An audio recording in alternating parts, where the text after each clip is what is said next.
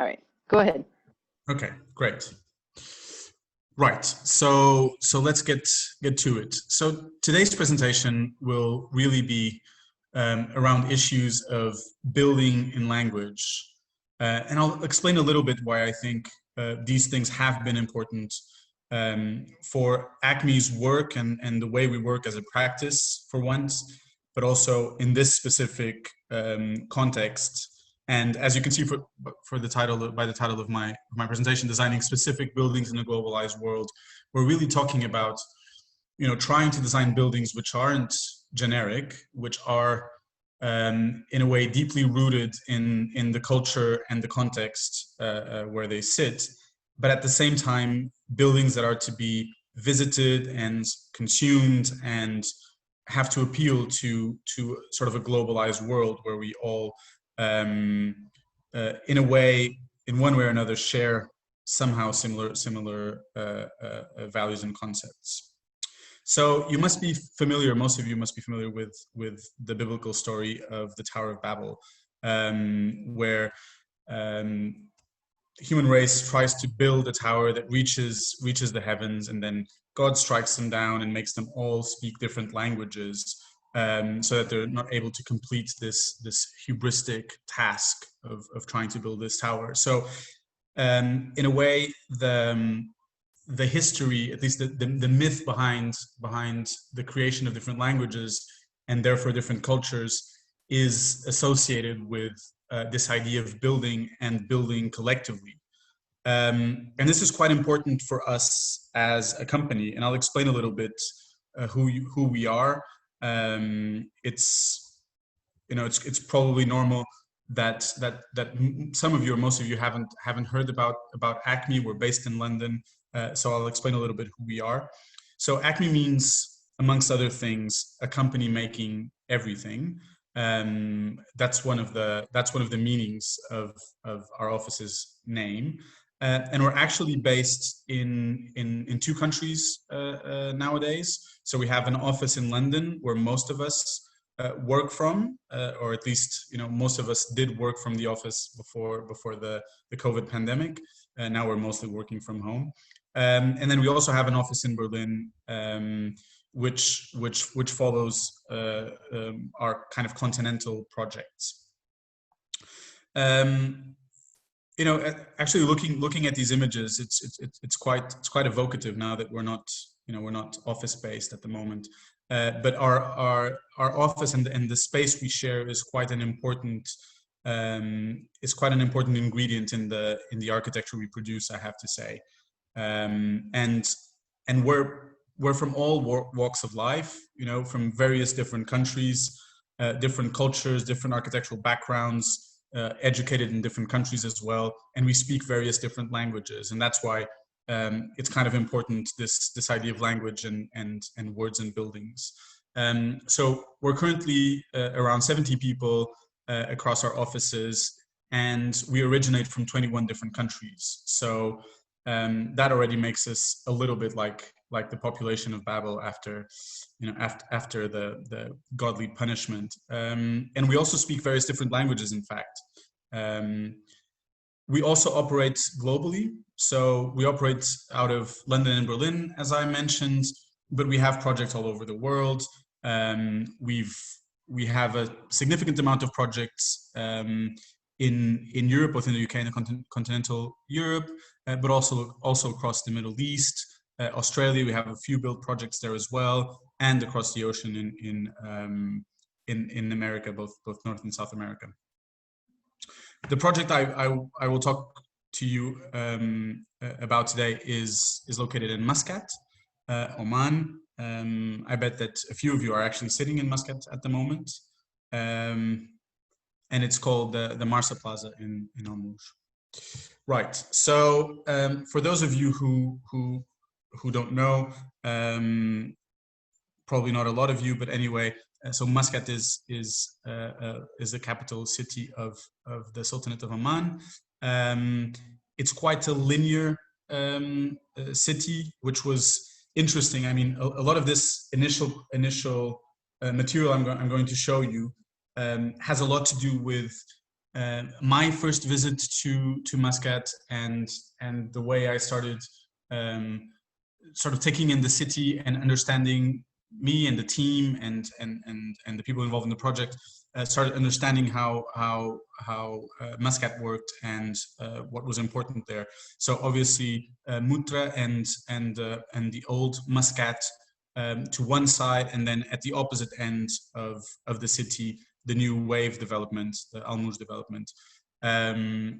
So this is Al Marsa village, which is the kind of the center of Almuj, and kind of where everything comes together. And the plaza that we designed is at the center of this neighborhood somehow. But obviously, then the development sort of continues along the road and along the coast towards the other side of Muscat.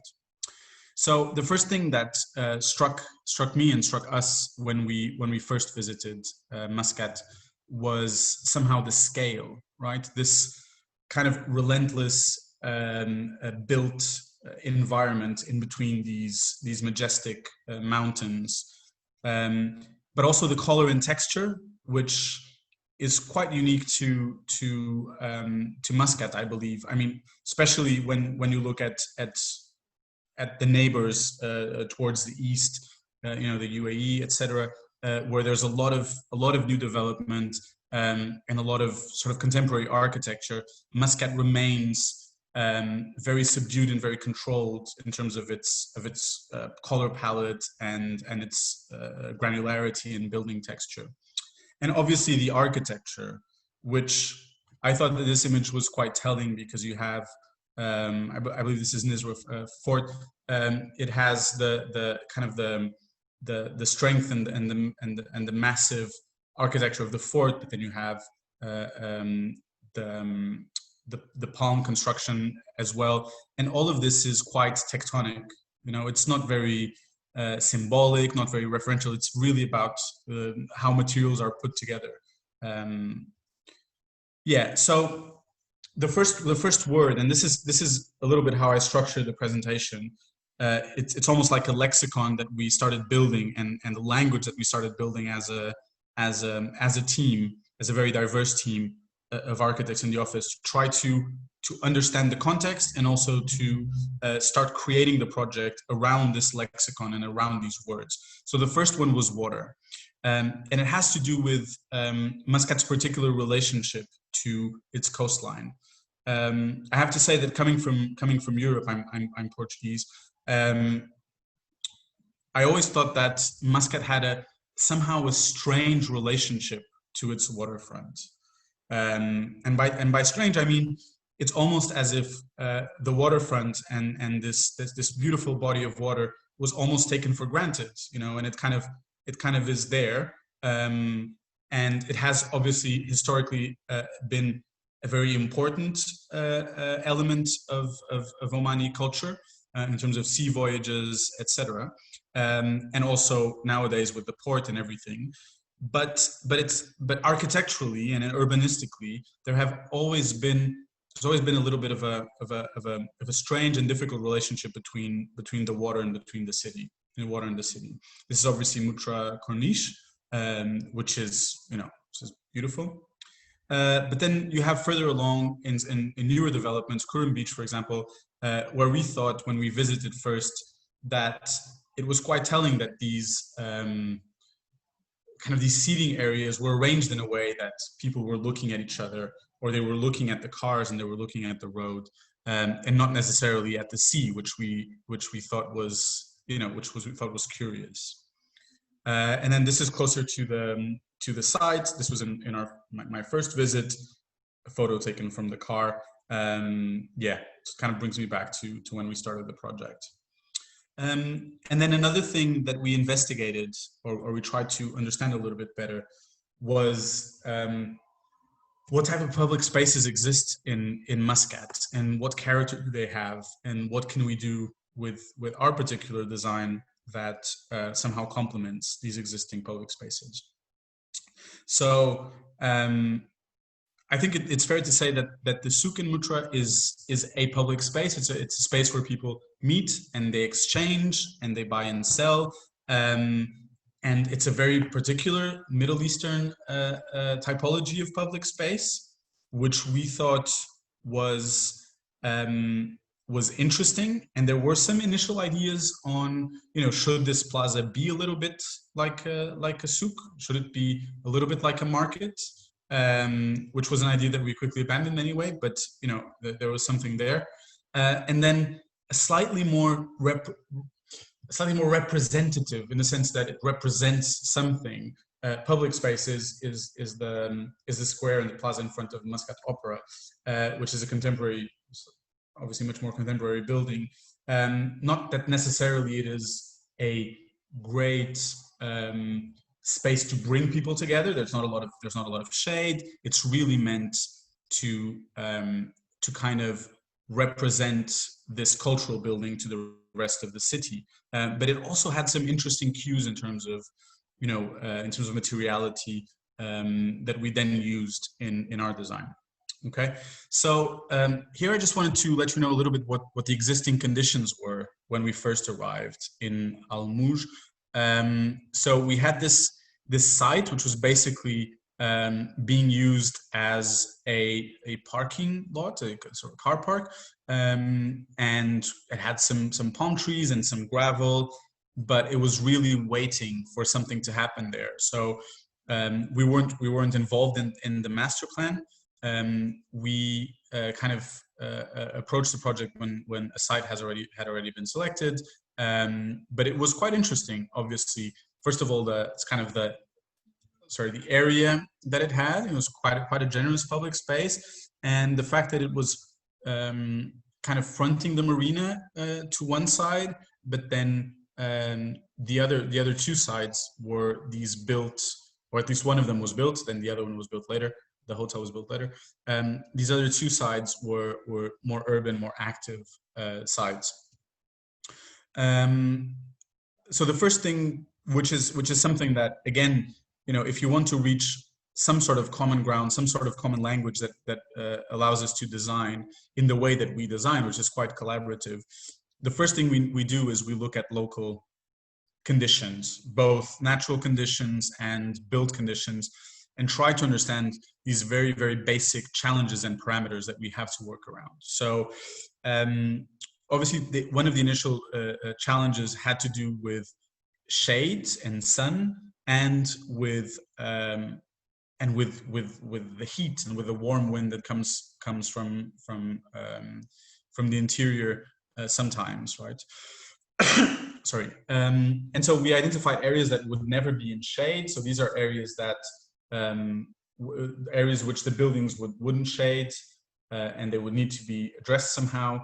But we also thought that there were a few opportunities, and it was quite amazing that even in early and late summer, maybe not in the middle of summer, there's a sea wind, there's a Kharif wind that cools the plaza. So it's, with a little bit of shade, we thought it's actually possible to create a public space that is heavily used because we have this nice sea breeze.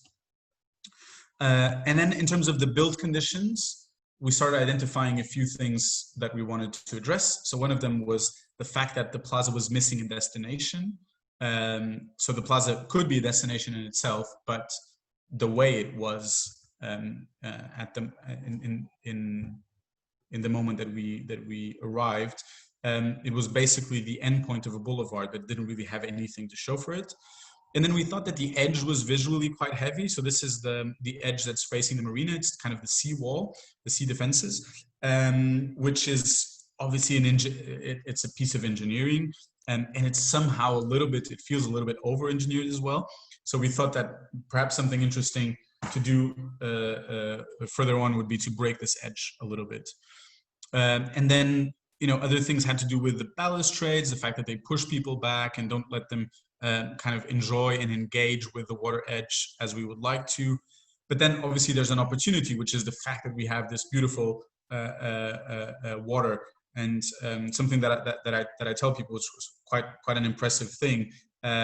When we first arrived, when we first visited Muscat to kick off the project, the marina was still quite empty.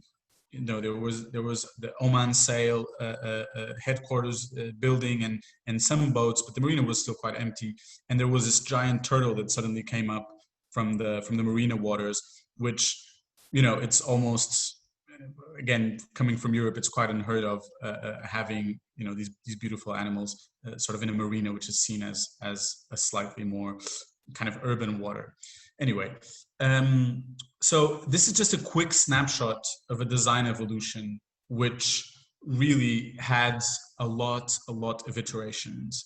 And again, the way we work is by being very speculative in the initial phases of a project. We don't like to restrict ourselves and to kind of prejudge anything or any options. We really tend to be quite free in our thinking. So we looked at these parameters that I talked about before, and we immediately started producing some designs, and they had to do with you know, with shading.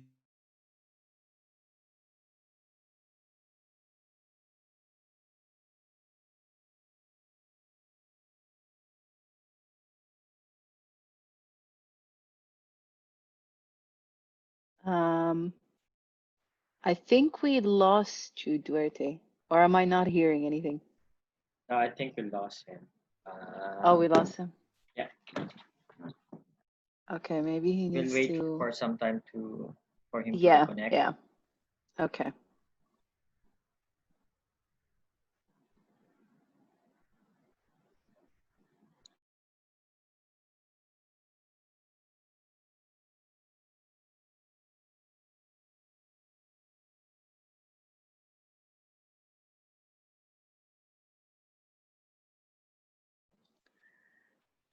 Small commercial break, guys.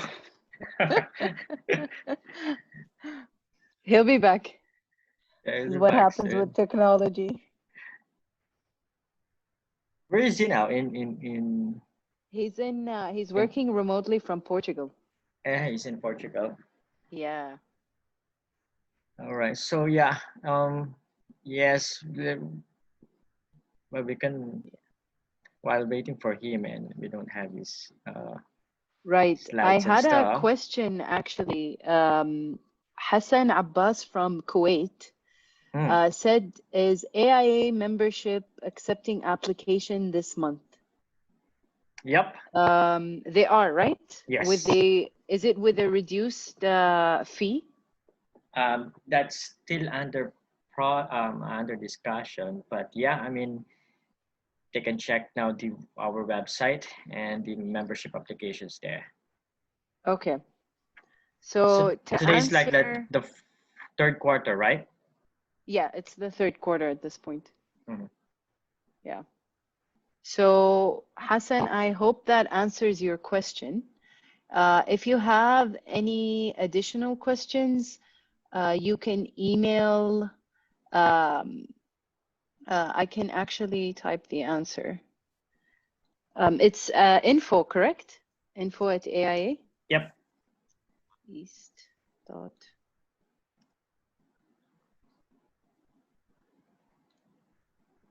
And the other question is, what is the membership criteria? Can people from other countries who do not have a local chapter apply? Yes, you can. Basically, the criteria needed for joining AIA is that you are, I believe, either a graduate of an American university that's NCARB accredited, or graduating from an architecture program in which I believe we can go through and you'd be able to get the Associate International AIA. And it has to be a credible university with an architecture program. And then paying the chapter dues. You have the local Middle East chapter ones and then the national chapter. So I believe we have Duarte back. Hi, sorry, can you hear me? Yes, we can hear you. can hear Right. We you. So had this a is small commercial break. yeah. This I'll is give you back the webinar's worst nightmare. Okay. So can you no just let me worries. know more or less Yeah. where I left you? Yeah, basically on the same slide you had of your design evolution. Okay. Design evolution. Okay. Yes. Great. Okay. There we go. Okay. Let me share screen. Great. Okay. All right. Yeah. Just give me a sec. Okay, good. Yeah, so design evolution, right. So I trust you kind of heard a little bit about the various designs we explored. And then the word plaza started emerging as kind of an important term to use in our lexicon. And this was exactly because we didn't want to create any sort of generic public space. We wanted to really try to understand what the character of this public space would be, and looking at the types of public spaces that we had already encountered in Muscat, we really thought that it could be beneficial for this community and then for Muscat in general, because the ambition of the client was also that this wouldn't be only for the Almouj community, that this would be a public space for the benefit of everyone in Muscat. We wanted to create something that was slightly different from what we had experienced already. And so the issue here was really this kind of initial tension, initial contradiction in the project. The fact that the plazas that we enjoyed, the plazas that we thought had some urban strength, had 4 enclosed sides, and they were quite these sort of condensed urban spaces. But we had an open plaza on 2 sides, facing the marina and facing the sea, which was again interesting and an opportunity. So this tension was one of the initial creative tensions in the project. And so beyond the initial ideas, we actually kind of started getting into the project a little bit more. This was a process that was quite long, quite drawn out, very iterative, a lot of meetings in London, meetings in Muscat with the client, to try to really understand what this project was all about. So our initial ideas were really had kind of buildings that were themselves landscape that you could walk on top of. So kind of a plaza and a project that tried to do a little bit of everything. And then slowly we departed from that, and we went towards designs that were much more, where there was a separation between what was a building and what was a canopy and what was the plaza itself. And again, slowly but surely, the word canopy started to be quite an important element, and kind of something that aggregated everything together. And so we started to think a little bit about what this canopy could be made of, right? Obviously, it should provide shades. That was its most important function, its principal function. But we also wanted it to not completely obscure its surroundings. We wanted to have a lattice type of feeling. So our first idea was, let's do something in prefabricated concrete, because we can get a module that is quite seamless if we design it well. It can be made out of pieces but look like one thing, and it could be potentially slightly more inexpensive to build because of its modularity and repeatability and offsite construction. We also looked at initially at some sort of tension fabric, but it didn't really have maybe the long-lasting character and solidity that we wanted for the project. And then we looked at metal as well, which was quite interesting, where we ended up, and doing a lattice work with using steel profiles, for example, or steel rings. And then starting off with a shape that was quite regular and followed the contours and the edges of the existing site, we started, you know, for I think in the end the project was better for it, but you know, it started off a little bit as sort of a value engineering exercise where we started shaving off the areas of canopy that weren't strictly necessary, we thought, and so the first kind of operation was coming from the main boulevards. You know, maybe we can round off that corner, and then, you know, if we take away a little bit where the plaza meets the promenade along the marina, maybe that's something to do as well. And then we ended up in the end, after this exercise, with this kind of circular canopy, not exactly a circle, but sort of a curved approximation, an ellipses, that kind of encapsulated the plaza. And then the next operation, a little bit still in this spirit of, you know, where are the canopies actually needed, was this debate on whether one should open this ring or if one should keep it closed. We already knew we wanted a water feature in the middle, sort of quite classic. And then we thought that perhaps if we opened it up, it would be slightly more urban and slightly more kind of in tune with the scale of the buildings next to it, rather than having this sort of low-ish canopy that you need to go under to access the plaza. So then the next iteration was to say, okay, we have two completely different elements, everything, and this folded steel idea was to really give it some structural rigidity. And then we had these boxes underneath, which were meant to be different from the canopy above and be more related to kind of the orthogonality of the plaza itself. And then this was sort of another material, the concrete we talked about. And this is quite a breakthrough moment for the project, it was when we decided to, even though we did have this curve, this ring, which kind of bound everything together, we wanted to make it out of discrete pieces. We thought there was a little bit more flexibility, a little bit more design interest, a nod maybe towards some of the textures we had seen in the souk. So we wanted to have these overlapping individual canopies that formed one bigger whole. And then the word orthogonal started to come into the project. So let's remind ourselves that in the beginning we had all these curves and we had these sweeping curves and waves and everything.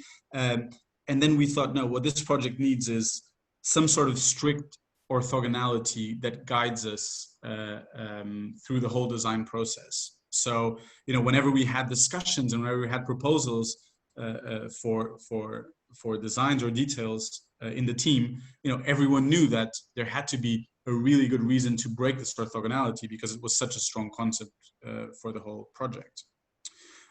So this is a little bit of an aerial view of where we were. I guess this was around concept design or the end of concept design. We still had, you know, great ambitions in terms of how we were going to interact with the water. Obviously, practically, this was complicated because we had a functioning marina, but the spirit of this was still there. And then a view from the other side, the landscape scheme was still very much in the beginning when this image was created. Yeah, and this basically summarizes the concept evolution. So we wanted to create unity in shading with a canopy, but then we wanted to somehow not be that obvious and have something that was more adapted to the geometries of the landscape and with individual canopies. And this is where the overlapping canopies idea came from. So with the overlapping canopies, we wanted to try to push the envelope a little bit structurally as well, right? So rather than have every single canopy have, you know, 4 legs that support it, which would make it a little bit like these tables of different heights. We wanted to see if the overlap could mean that they could also be supported off each other. So one of our initial ideas was to have boxes that had canopies sitting on top of them, and then canopies that necessarily needed to have columns, but then we wanted to have canopies that also kind of hovered and were supported in between two different canopies. So a lot of studies on canopy configuration, because that's what happens when you start to decide, when you decide that you're going to design with individual discrete elements, is that, you know, then you have a lot of different elements to design, a lot of different geometries and relationships that you need to figure out. And so this went on for a long time. We had boxes which ended up being these restaurants. At the time, it was still a little bit unclear whether they would be cafes, what type of offering they would have. They ended up being restaurants. And we played around with the location of the boxes and the location of the canopies and the location of the back of house and the height of these elements to kind of achieve different configurations. And we settled down into something that we thought, again, was a little bit of a breakthrough for the project, which was, so instead of having canopies that went up and down, we wanted the heights of these elements to have a crescendo, which would end up in the in this corner next to the marina, in a kind of a stage area, so that there's a height that goes up, and the tallest canopy is also the one in the corner, and it kind of provides this moment, this gate out to the water. And then a little bit about the design of the canopies themselves. So maybe something that's worth mentioning is the fact that we ended up going with aluminium, right? The reason being that even though we liked the texture of concrete and we thought it kind of made sense with some of the things that we had seen, it was just too heavy. It meant that the foundations had to be quite special, piled foundations, and the structure had to be beefed up to support these this massive, heavy cladding. So we found a solution together with a architectural metalworks contractor from Dubai to use their system and to make them out of aluminium, actually. But we still liked this idea of having a seamless design.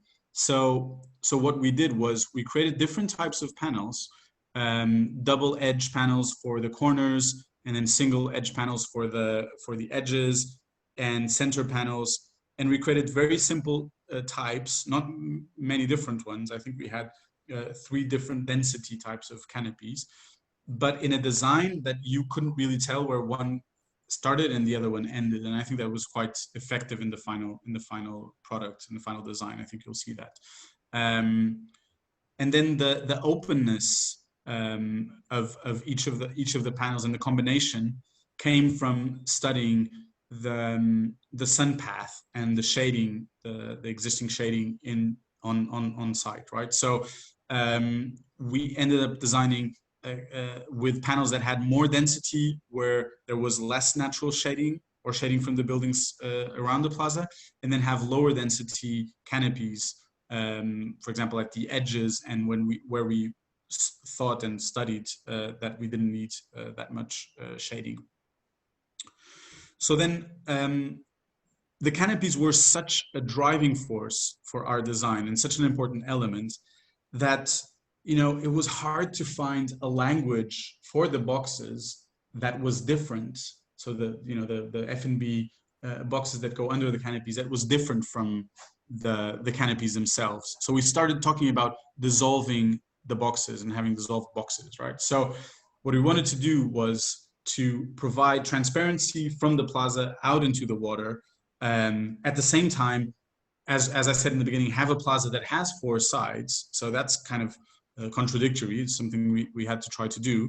And the dissolving boxes allowed you to have this transparency, and also to not introduce a different language, right? So one of the things we tried in the beginning was this idea of having horizontal bands. So that would mean that we would kind of lift up the boxes and leave this transparency under it. But the issue with this was that it created these quite top-heavy buildings, really. So the other thing we thought was, what if we try to dissolve these boxes in a different way by having the horizontal planes, which are the canopies, and then to just have some vertical planes, which become screens, mashrabia, and they would disguise the structure as well. So that's kind of what we went for. So that you look at this and you would just see, planes basically, and then the glass would sort of dissolve. And for the wall panels, we kind of use the same. Obviously, the detail is slightly different. The way they're fixed is slightly different, but kind of the same patterns in a slightly different scale, and also different densities as well. And because we had dissolved already the boxes, we looked at, now the only thing we have left that is not sort of canopy-like is really the columns. So our first ideas were, we have these steel columns supporting these aluminum canopies. Can we do something to the columns to take material out of them, really, and to make them lighter somehow? Now the issue with this is, and after studying it quite a bit and coming with these intricate designs that were difficult to manufacture, not impossible, but had a fair level of difficulty, was that they were a little bit somehow over-designed, and so instead of dissolving themselves, they kind of called attention towards themselves. So so just so you see, so these were kind of the initial column studies. So we had horizontal planes, vertical planes, and then we wanted to make the columns out of vertical planes as well. The other idea was to try to cut out material from pretty standard box columns. The same thing in another different design. And so what we ended up doing and thinking is, maybe, it's an old trick, that's for sure, but perhaps the best way to make them, instead of trying to fabricate these columns in a way that was contextual with the rest of the design, maybe we just let them reflect whatever's happening around them. So they would immediately and naturally assume whatever was happening in their surroundings, right? And then, I'm not sure if this is the final word, but definitely an important word towards the end of the design and the way we designed this project was stepping. So even though when you first look at the plan, it seems like the plaza is all at the same level, it's actually not. So it's higher towards the boulevard and lower towards the marina, and we wanted to even make it slightly lower in that corner. So we thought it was a good opportunity to create some sort of amphitheater, but again following the shapes and the architectural and visual language that we created for the rest of the project. So this is kind of how we started developing this. So we identified different levels. We started designing connections that went into these different levels, and doing some initial simple zoning, almost thinking that you have the center, which has the water feature, and then it goes towards the edge in kind of a stage, and this could be an amphitheater for shows, and then perhaps the F&B units want to have their own private little terraces that are a little bit raised, so those are the ones at the water's edge, and then we have to mediate between all of this. And we did that through stairs and ramps, so that there's a kind of a way of going down which is quite natural and quite fluid if you go down a ramp. And there's obviously issues of accessibility as well. But you could also have a slightly more maze-like and staggered way down, which is following these steps. So these were some initial drawings and details of what we wanted to do with these steps. So we wanted to create seating, and we wanted to have a very natural way of walking and sitting in this plaza. And we wanted to use landscape to and sort of greenery to be associated with these benches and with these steps. So these were drawings and details of the steps themselves.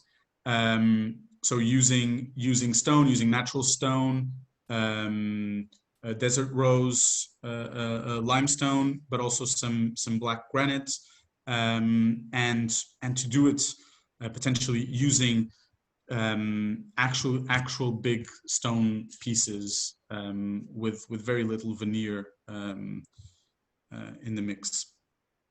Some initial images of kind of trying to functionally understand the proportions of the space and how people would sit, and if there would be enough space for people to walk in between, etc. And here, already introducing trees as well. We wanted to not only have the canopies to provide shade, but eventually to have mature trees that would complement the canopies and would make this almost like a garden plaza. We started out with a very ambitious stepping towards the water, again, to try to create this new relationship. And then we ended up with something which was quite compromised, but was able to be done. And it's quite interesting how the sea defenses, the seawall, the quay wall that you saw in the beginning was cut. Actually, the concrete was cut with a diamond saw to create this stepping down, because it does add that extra, just being that much closer to the water does add a different dimension to the whole experience. Right. So in terms of the drawing and the designing of the steps themselves and the landscape, contours were quite an interesting word that we started using. So we did a lot of different paving geometry studies, which sort of had, again, this idea of kind of overlapping or pixelized pattern with different gradients of colors, from dark in the middle to light at the edges. Perhaps the other way around was also something that we studied. This was also kind of a little bit like a wayfinding approach. But then we thought about something completely different, which was, what if we, instead of kind of using the pattern and the graphic design of the floor to help navigation, we could almost make it such that it would be an extra element of kind of dissolving the whole design. And we thought about Basel patterns and when they were used to kind of disguise bigger masses by breaking up the shapes. So that's what we started to do. So we took the geometry of the steps, which was already pretty jagged and broken down, and we just started contouring and started kind of creating these lines that go around the steps, and then kind of join in the middle in interesting shapes, which were quite unexpected. And then it was more a question of, how do we deal with the edges? How does this all fade away towards the sides, etc. And then at the center, there's this element, which from a design point of view is quite a humble thing. We have this small, it's not a huge, it's a water feature at the center, but we thought that it was key to have this. You know, it's key because most of the interactions that we wanted to generate at the center had to do with sort of children playing, this element of kind of coolness towards the evening, and we thought that the water feature would really make the plaza come alive, particularly, you know, before there was an F&B offering, which came later when the plaza was already opened, and whenever there's not any type of fair, any type of show going on, then this was key. So I guess I led you through the design process and the things that we thought about when designing this building, designing this space. And now I'll show you a few images of the building process and kind of the later stages of design. So here we are in Dubai Metals workshop, looking at the first sample that they produced of these aluminium canopies. You know, and we were quite surprised because we weren't really convinced in the beginning that you could produce canopies made out of aluminium, powder coated, that didn't look didn't look dull somehow, but these were made to such a standard and they were so crisp, and they were done with this proprietary system which doesn't have any welds. It's all done through pressure and cables and hidden fixings, and they looked really good. So that was really promising. So this is another one of the visits to Dubai Metals factory, try to understand how they actually build this. These are, again, so you see the panel that they first built, and then they started building things in different scales. Also other options that we had thought about in terms of maybe not building them with these tubular sections that are joined together, but doing it out of laser cut sheets, which wasn't really successful.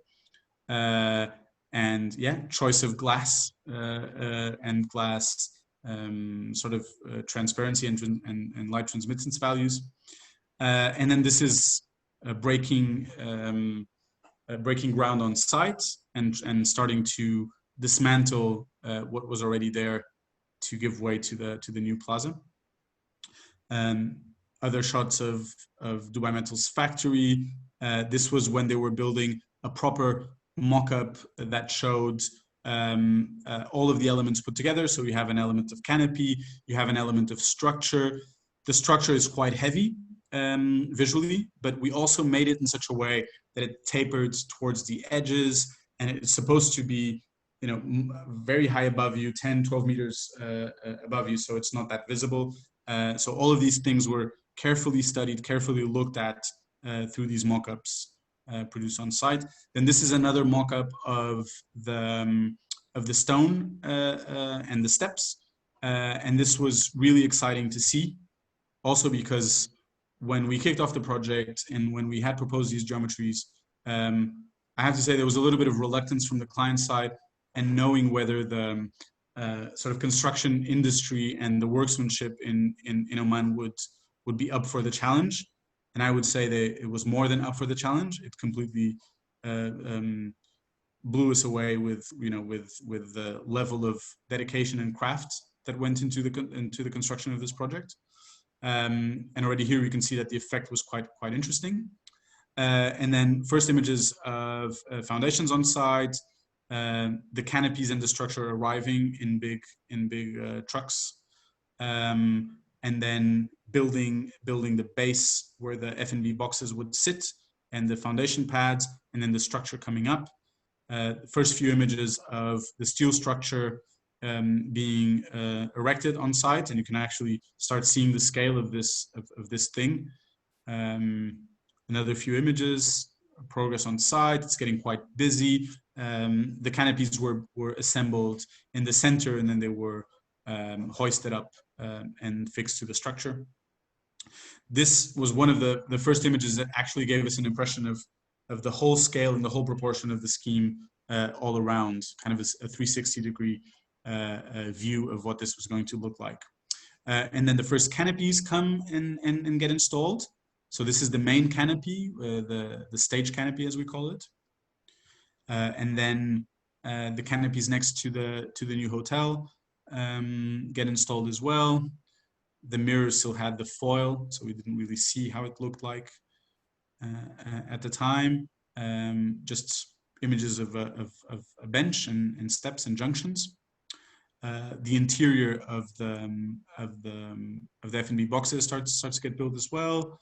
Everything starts to come together. So this is quite interesting, sort of the unveiling of the columns. In the end, I think this was quite a successful thing, because it does. Maybe this is not the best image to show that. We'll have some nicer images, but you can really tell that the columns do actually kind of dissolve as well. Another interesting effort here on the left was to design tree pits and coverings to those tree pits that actually blend into the geometry of the plaza by having gratings that are aligned with these black stripes. So yeah, one of the phases where the site was the most busy, and various trades were working at the same time, and you can see that here. And then now a few photos for those of you who haven't visited the plaza, to see kind of the culmination of this design work. So this is an image looking out into the marina, and you can see the very tall stage canopy, and then along the sides, bit of an empty plaza this day. And then seen from the other side of the development, which is now being developed, looking into the plaza, and you can see the concrete wall and the quay wall, and you can see towards the left how it starts to step down, which is quite good. And then activity starts happening, as everyone knows, towards the evening, towards the end of the afternoon, when it's cooler. Yeah, another view. So these angles were quite, we did a lot of images. We studied these viewpoints quite a lot to make sure that we had these enfilades and these perspectives kind of nailed. And then you can see how everything comes together, how the lines that are on the ground are also somehow reflected in this stratification of the steps, so that they feel like, this whole plaza is built out of a layering of elements, as the canopies are as well.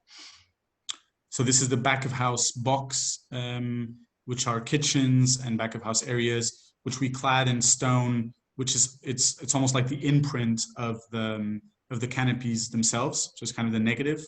And then we wanted to have the same thing in the doors. So these are actually the kind of gas tank storage and service door, which is made out of this mirror polished metal, some with holes in them for ventilation, and it actually continues seamlessly the pattern from above. Yeah, so a view from showing the water feature with a child playing in it. It's quite successful, and also from one of these raised terraces looking down into the main canopy.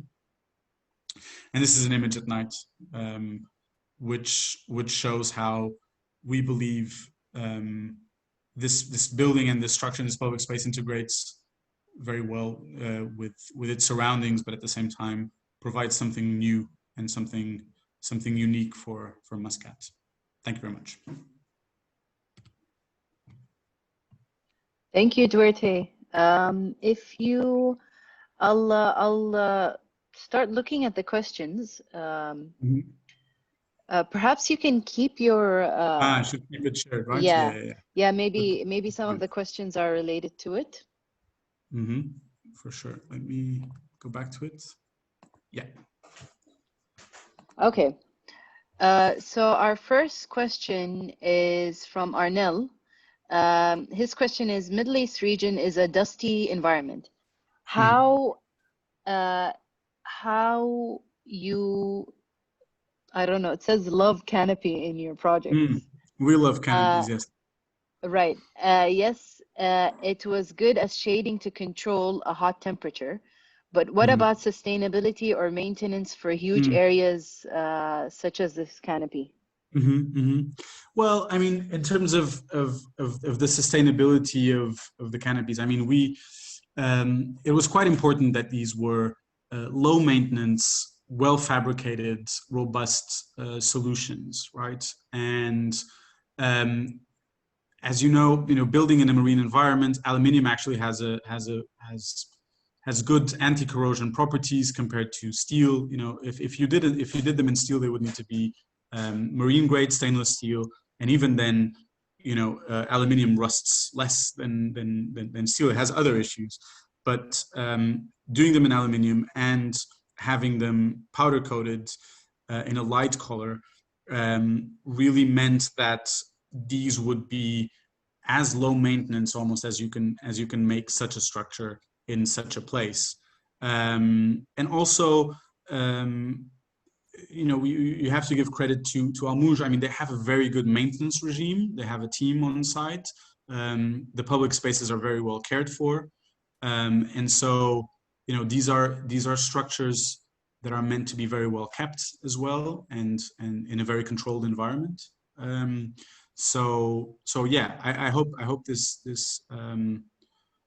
answers Arnell's question. Okay, so our next question is from Musam. Mm-hmm. How did the local building code and regulations affect the design, and what were the challenges related to safety issues? Yeah. Okay. So that's an interesting one. So again, we had the privilege of working with a client that has an in-house delivery team with project managers, and Parsons were also involved in the delivery of the project, and so we were very much guided in these types of issues by the local team who has a lot of knowledge on local building codes. I was also, coming from working in the UK and being in a UK-based practice. I mean, building regulations in Muscat are, a chapter of a chapter of building regulations in the UK. It's, there's not a lot of building regulations, I guess that's what I'm trying to say. And obviously they were adhered to. Okay.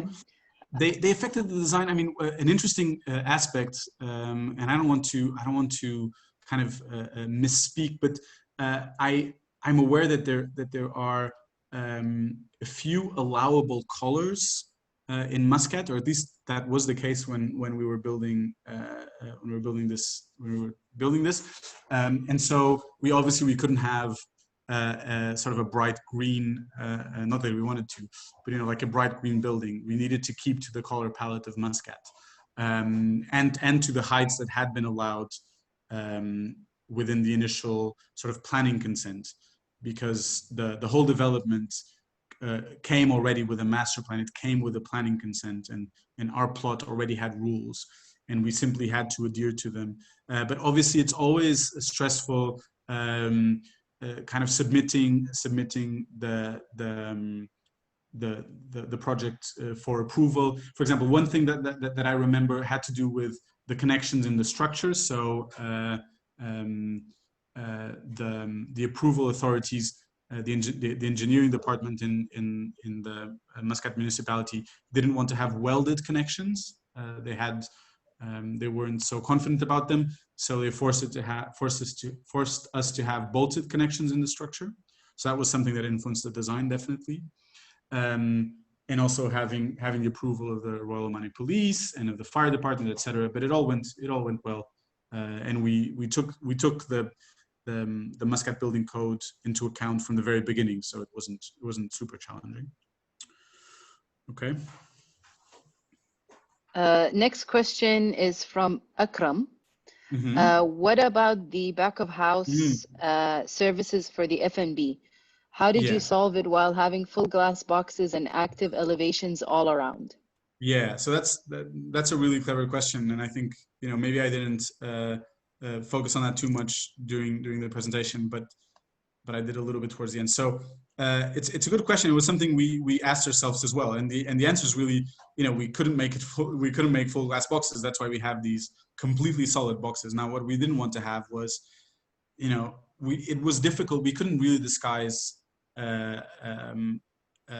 had lots of different iterations. We had a back of house that was kind of in the center of these boxes, and the F&B sort of worked around it, et cetera, et cetera. In the end, we thought that the best solution was to really be quite straightforward as we were being with everything else. So if an F&B, if a back of house box wants to be a quite opaque element, then let's just make it an opaque element, and let's not try to disguise it into being something else. So we created these solid boxes that are towards the kind of plaza side, towards the building side, not towards the marina, that were completely opaque. And then the client decided to put on these big screens so that at least these surfaces could be used to they could be used to project images and events. So I think that was actually successful. Okay. The next question is related to the recording of the lecture. That we can, typically the recordings of the lectures are only distributed based on the speaker's consent. So this is something that perhaps we can discuss with you later. Yeah, I think it's fine. Yeah. But yes, we can discuss later. Yep. Okay. All right. The next question is by Hassan. The canopies are all precasted and brought to site. And what were the sustainability considerations in this project?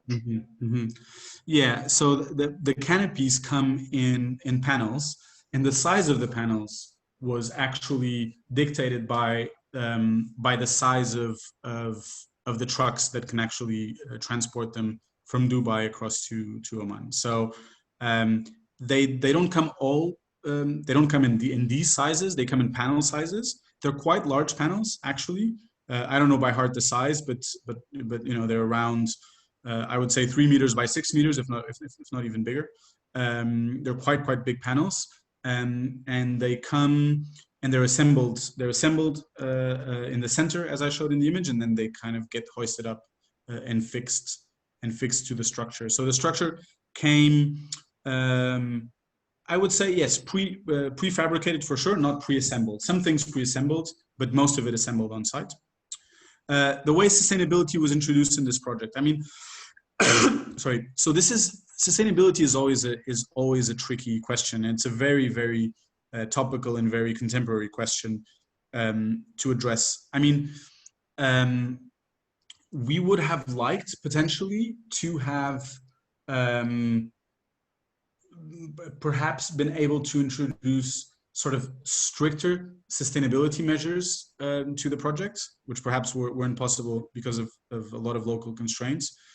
But what definitely one has to think about sustainability in different ways, and this is not a disposable project. You know, it's a project that is built to last, and that in itself has a sustainability value. It's also a project where climate control is a big factor. So even though we have a lot of glazed areas, we have a lot of shading as well, right? And so even though, you know, it's difficult to imagine someone giving up air conditioning in a Muscat restaurant, and that wasn't really the objective. We did try to minimize, you know, the need for active cooling measures by having a well thought out shading scheme. Yeah. Okay, so the one about the slides we can talk about later. The mirrored columns are really nice and played a big role in the space and made it. How does it react to the sun glare, heat, or when it reflects? Yeah.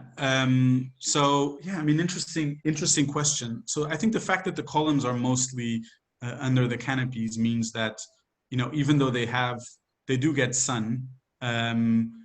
Glare hasn't been so much of an issue as I understand. I mean, when the sun hits them directly, it's normally lower in the horizon, and it's later in the evening, and so you know, it's not so much of an issue. It's actually quite beautiful to have, you know, low-lying kind of orange sun reflected on the columns. It could have been potentially more of an issue, but also the fact that these are 45 degrees. And what they're reflecting is already, you know, pretty broken up landscape with a canopy with a lot of holes, etc.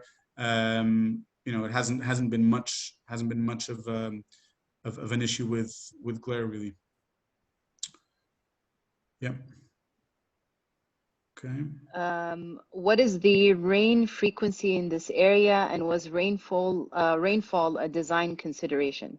No, not too much. I mean, rainfall was definitely a design consideration in terms of drainage, for example, because there was, and I know this is not the sexiest topic, but there was there were existing storm drains, and there was a question about the capacity of these existing storm drains, and so there are a lot of slot drains. There's a lot of drainage consideration in terms of the rainfall, for sure. So this has to do with the way that water is absorbed by these planters, and water that's just flowing on top of the solid surfaces, how it gets drained away and quickly and safely, etc.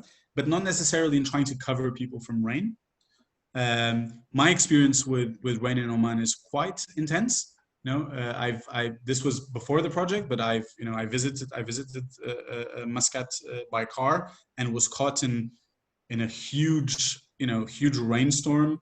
All the wadis were overflowing, and I was stopped in the middle of the road for hours at end because you couldn't really pass. So I know that when it rains, it really, really rains. It's not like you can, in London you can deal with drizzle, but it's very difficult to deal with pouring rain. When it's pouring rain, it's pouring rain. You just really need to drain it as soon as possible and as safely as possible. But trying to cover people from the rain wouldn't really be too effective, I think, because that would mean compromising other elements probably in the design. It would mean maybe making these canopies solid, which wouldn't be so successful with conditions that are much more prevalent, which is sun, really. Yeah. Okay, so we'll kind of go through these a little bit faster, and we'll just answer the final 5. The next question is, the area is windy. How did you break the funnel and protect the center, especially the area with the fountain? Interesting question. So we like wind. We wanted to promote wind. We saw wind as actually kind of a refreshing thing in the plaza. So we weren't too afraid about sort of funneling wind. So far, so good, I think. But in terms of the fountain, there's actually an anemometer. So there's actually a little spinning device that's installed discreetly close to the fountain. So when the wind reaches a certain speed, it actually stops the fountain so that you don't have water spilling all over the place. So that was taken into consideration. Okay. So the next question is, how important was signage and wayfinding, and how was it addressed? Right. So again, interesting one. We weren't so involved in the final design, in the final sort of wayfinding design. There wasn't a proposal, and we had a proposal for some interactive screens that were to be positioned in key places in the plaza so that people could find out more about activities going on in Al Mouj and could know where things are. But we didn't want to, I think we weren't really involved in signage and wayfinding, in signage particularly. In terms of wayfinding, I think the project speaks a lot for itself. So we wanted this to be a space where when you used it, you really felt like you had 2 options. You could either go more or less quickly to where you wanted to go, and the routes were quite obvious. So entrances are placed in places that, where you would think they are, and connections are routed in an obvious way, but also that you could meander, right? So you could get a little bit lost. So wayfinding was important in terms of the structure and the design. I think you can see that, for example, in the image that's on the screen. There's very clear routes and paths, and in a way, these lines actually help you navigate the space. But there's another way of kind of interacting with this space, which is, sorry, great image of that, which is kind of going through these steps and having to decide whether you go left or right, and kind of discovering and meandering, which is the opposite of wayfinding, if you want. Okay. So just to add on what you said, Duarte, generally because this project is in Al Mouj, it more or less has to follow the signage guidelines that Al Mouj has. Exactly. So anything leading towards the project would be the signage utilized for the entire development. I'm guessing so, Mariam. I think you're Yeah, absolutely right. They have such a strong graphic, language anyway. So yeah, there's not a particular one for the project. Okay, correct. interesting. Ding, ding, ding, ding. So is it the question from Akram now?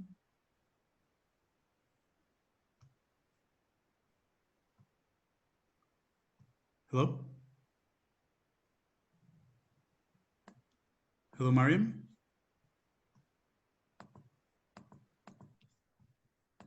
Can you hear me Yeah. okay? Yeah, hi, yeah. Okay. Um,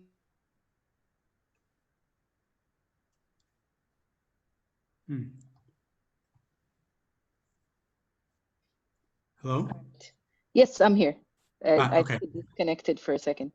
All That's right, fine. so the final three questions are, Mhm. from a development and business perspective, is it feasible to develop an open plaza with its minimum number of outlets in a prime location plot?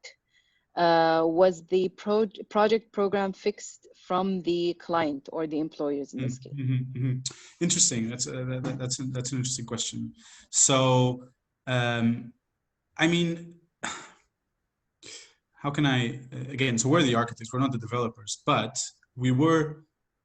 It's kind of interesting because as architects, you're in meetings and decisions are made in front of you, um, and you get a little bit of a glimpse on how the decision making process goes. And on one hand, yes, there was a desire of making this a sustainable project financially from a development and business perspective.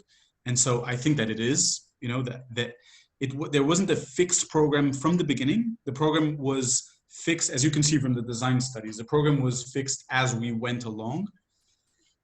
So that meant that the focus for this was really on the design. So the way that the CEO has spoken about the current CEO has spoken about this project is almost like a legacy project. It's almost like a gift to Muscat, right?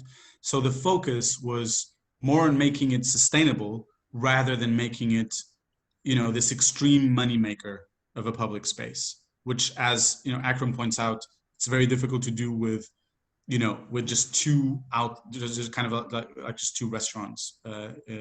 So the ratio between kind of public space and which doesn't have a profit, doesn't have an income, just has expenses really, versus the spaces that have income is quite unbalanced. And I think they really tried to make that work, but their focus was on having the best possible public space as an offering for the community. And also to add on to what you said, Duarte, because I mean, being in Oman and actually visiting this area, for the people who are not familiar with what happens in this particular area, so there's what they call Souq al-Sabt, and they would have kiosks that would line up the boulevard and kind of terminate in the plaza area.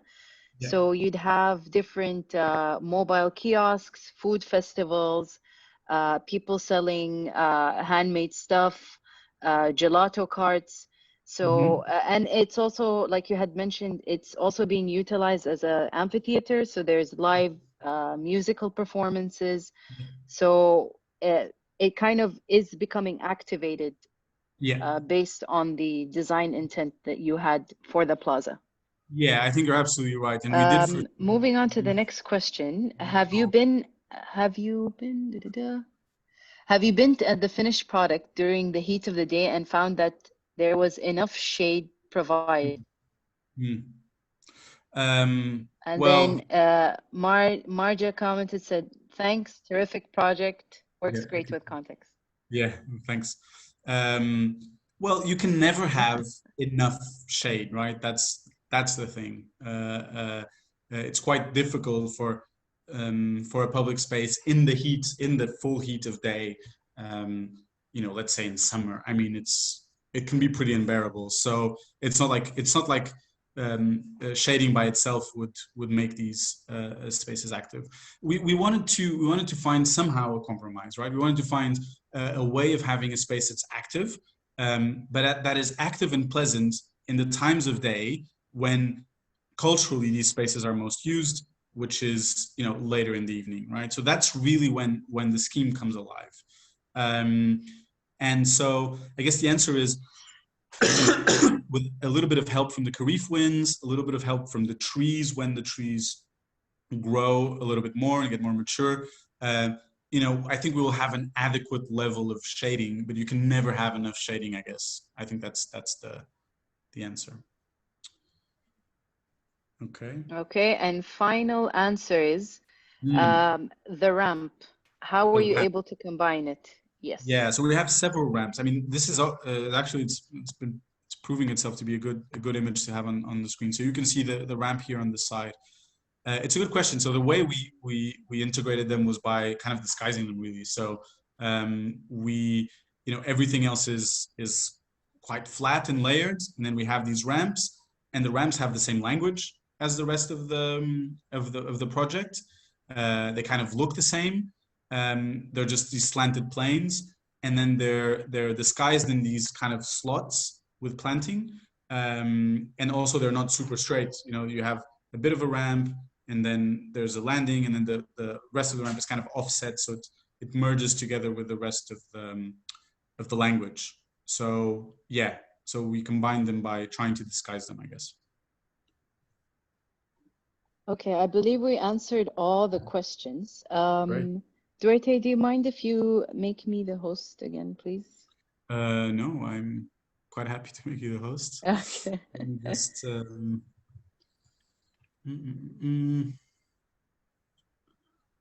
sorry, let me just find out how to do that in the mode I'm in. Participants. I'm Mariam. Okay, so I need to make AIA International Region. Yeah. Okay. Make you the host. There you go. All right. So I'd like to thank all the attendees who were able to make it today.